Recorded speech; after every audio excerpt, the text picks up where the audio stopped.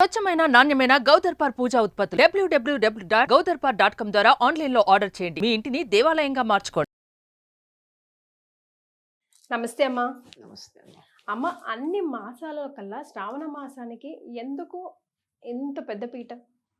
Why is this everybody's favourite మాసం? ఎందుకు అంటే శ్రవణ నక్షత్రం ప్రధానంగా కలిగిన మాసం శ్రవణ మాసం. శ్రవణ నక్షత్రం వెంకటేశ్వర స్వామిది, ఆయనకి ప్రీతిపాత్రం. ఆయనకి ప్రీతిపాత్రం కనుక ఆయన భార్యకి ఇష్టం, ఆయన సోదరికి ఇష్టం, బావమరిదికి ఇష్టం. అంచేత ఇంతమందికి ఇష్టం కనుక శ్రావణ మాసానికి ప్రాధాన్యం ఉంది. అంతేకాదు ఇక్కడి నుంచి చదువు మొదలవుతుంది. ఓకే, ఇప్పటిదాకా అంటే వేద పాఠాలు అన్నట్టు. వేదాలు వేదం గురించి ఆనాటి లెక్కలు మనకు అవే కదా. ఈ శ్రావణ పూర్ణిమకి ముందే ఆషాఢ పూర్ణిమ నాడే వ్యాస మహర్షికి కృష్ణద్వైపాయనుడికి వ్యాసపీఠం మీద కూర్చోబెట్టి ఈ జ్ఞాన భండాగారం అంతా ఆయనకి అప్పచెప్పడం జరిగింది కదా. అక్కడి నుంచి చదువులు మొదలైతే కొత్తగా చదువు మొదలు పెట్టేటటువంటి వాళ్ళందరూ ఇక్కడి నుంచి మొదలు పెడతారు. శ్రవణం అంటే వినడమే. వేదానికి ప్రాధాన్యం ఉన్నటువంటి కాలం ఇది. ఇప్పుడు వేదాధ్యయనానికి తగినటువంటి కాలం.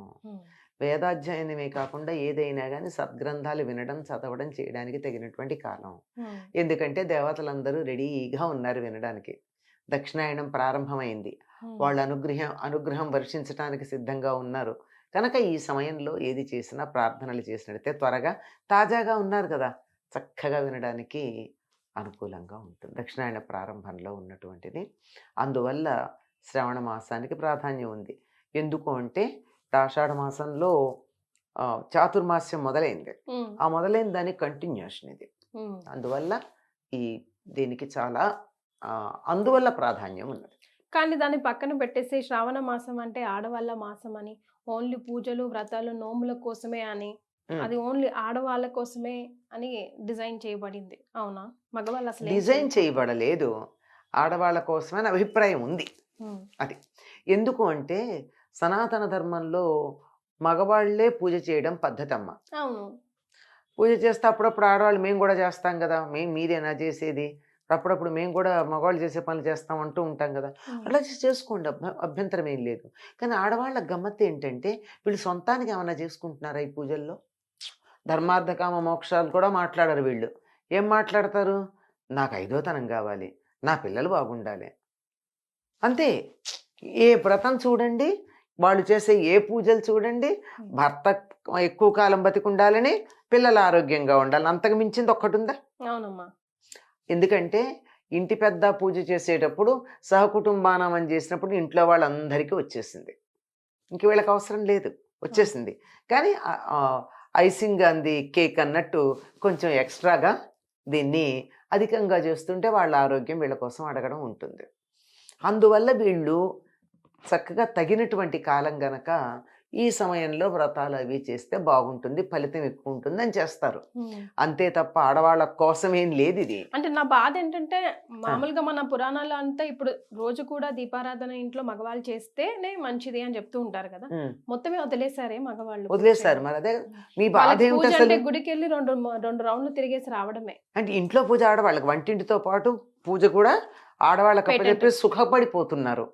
పైగా ఇంకా ఉద్యోగాలు సంపాదించటం, నువ్వే సంపాదిస్తున్నావు కదా, షాపింగ్ చేసుకోవడం, ఇది ఆడవాళ్ళ తప్పు. నువ్వు తెస్తే బాగుండదు, నేను బాగా తెస్తా అని వీడు బయలుదేరటం. అంచేత షాపింగ్ చేయడం, ఇంట్లో వంట చేయడం, పిల్లల్ని చూసుకోవడం, పూజ చేయడం అన్నీ మేము చేయగలం, we are efficient, we can do అని చెప్పి ఈక్వల్ కాదు, వీఆర్ మోర్ అని చెప్పి నిరూపించుకోవడం కోసం చేసి మగవాళ్ళని బద్ధకస్తులుగా తయారు చేస్తున్నారు ఆడవాళ్ళు. Let them do their duty. At least పూజ చేయనివ్వండి, కొన్ని పనులు వాళ్ళని చేయనివ్వండి. వాళ్ళు చేసే సంపాదన వీళ్ళు చేస్తూ ఉన్నప్పుడు వీళ్ళు చేసే ఇంటి పనుల్లో కొంత భాగం వాళ్ళకిచ్చి you have to do it అని చెప్పగలిగినటువంటి సమర్థత, ధైర్యం ఎంతమంది ఆడపిల్లలకు ఉంది? అవును కదా, ఉండాలి కదా. అయితే ఇద్దరు కలిసి చేయొద్దు, స్విగ్గీ ఉంది కదా అనుకునేటటువంటి పరిస్థితి మాత్రం రాకూడదు, అది రాకూడదు. ఎందుకంటే ఇద్దరు కలిసి హాస్పిటల్ అయిపోతారు, అదే కదా, అది కారణం. కనుక ఎలాగూ చేస్తారు గనక మగవాళ్ళు పూజలు, ఇది ఎక్స్ట్రా చేసేదే గనక ఇది వర్షాకాలం, పొలం పనులకు వెళ్ళేది ఉండదు. మగవాళ్ళు కూడా పొలం పనులు అవి ఎక్కువ ఉండవు, ఎక్కడో కలుపు తీతలకు ఎడతారు తప్ప నాట్లు అవి అయిపోయి ఉంటాయి ఈ పాటికి. ఈ పాటికి. అంటే మనది వ్యవసాయ దేశం గనక మనకు వచ్చే అలవాట్ల గురించి అది చెప్తున్నాం. ఇప్పట్లాగా రాత్రి పగలు ఎండ వాన తెలియకుండా ఉండే ఎయిర్ కండిషన్ రూముల్లో పనిచేసేటటువంటి వాళ్ళ గురించి నేను మాట్లాడటల్లా. ఎస్, అసలు సూర్యాస్తమయం అయిందని తెలియదు చాలా మందికి. తెలియట్లేదమ్మా. ఇప్పుడు ఈ రూమ్ లోకి వచ్చామా, ఆ, ఎప్పుడు బయటికి వెళ్తామో, వెళ్ళేసరికి ఏ టైం అవుతుందో అది తెలీదు. తెలియట్లే. బాహ్య ప్రపంచంతో సంబంధం లేకుండా బతుకుతున్న వాళ్ళ గురించి కాదు నేను మాట్లాడేది. పరిసరాలతో పర్యావరణంతో సంబంధం ఉన్న వాళ్ళ చోట వచ్చిన అలవాట్లు ఇవన్నీ మనకి. Correct. ఒకప్పుడు అట్లా ఉండేవి గనక అట్లా ఉన్నప్పుడు చక్కగా భగవంతుడు వినడానికి సిద్ధంగా ఉన్నటువంటి కాలం శ్రవణ మాసం. శ్రవణం సిద్ధంగా ఉన్నాడు, వినటానికి అందుకే ఆ సమయంలో ఎక్కువ పూజలు అవి చేయడం అది ఉంది. ఎలాగో మిగిలిన పూజలు మగవాళ్ళు చేస్తారు, నిత్య పూజలన్నీ మగవాళ్ళు చేసేసినా అధికంగా చేయడం అన్నది ఉంటుంది. పైగా ఈ చేసే పూజలన్నీ కూడా ఆడవాళ్ళ ఆరోగ్యానికి తగినటువంటివే. తప్పనిసరిగా కాళ్ళకు పసుపు పూసుకోవాలి, అది మంచిదే కదా. తడి కాళ్ళు అవును. ఉంటే కాళ్ళకు పసుపు పూసుకోవాలి, ఇతరుల కాళ్ళకు పుయ్యాలి. ఇది తర్వాత తాంబూలాలు ఇస్తారు. తాంబూలాలు ఇవ్వడంలో ఏమిస్తారు, శనగలు ఇస్తారు, ఆకు ఒక్క ఇస్తారు. అందులో సున్నం కూడా ఉంటుంది, మనం గమనించం. కానీ స్త్రీలకు ఉండే దోషం ఏమిటంటే కుజ దోషం ఉంటుంది సాధారణంగా, చంద్రదోషం ఉంటుంది. ఓకే. మరి సూర్యుడు ప్రధానం కనుక కుజదోషానికి ఒక్క, చంద్రదోషానికి ఆకు, సున్నం, సూర్యుడికి సంబంధించింది ఆకు, ఈ మూడు కలిపి ఇచ్చుకుంటే తాంబూలంగా వీళ్ళకు ఉన్నటువంటి కుజదోషం చంద్రదోషం పోతాయి. చంద్రదోషం వల్లే ఆడవాళ్ళ పీరియడ్స్లో ఎక్స్ట్రా అటు ఇటు తేడాలు రావడం అన్నది, ఇంకా కొన్ని విషయాలకు కుజదోషం కారణం అవుతుంది. సరే, సూర్యుడు ఆరోగ్యకారకుడు, ఈ మూడిటికి సంబంధించింది పోవడానికి అది ఇస్తూ దాంతోపాటుగా శనగలు ఇస్తాం. శనగల వల్ల గురుగ్రహం వల్ల వచ్చేటటువంటి దోషం ఏదన్నా పోతుంది.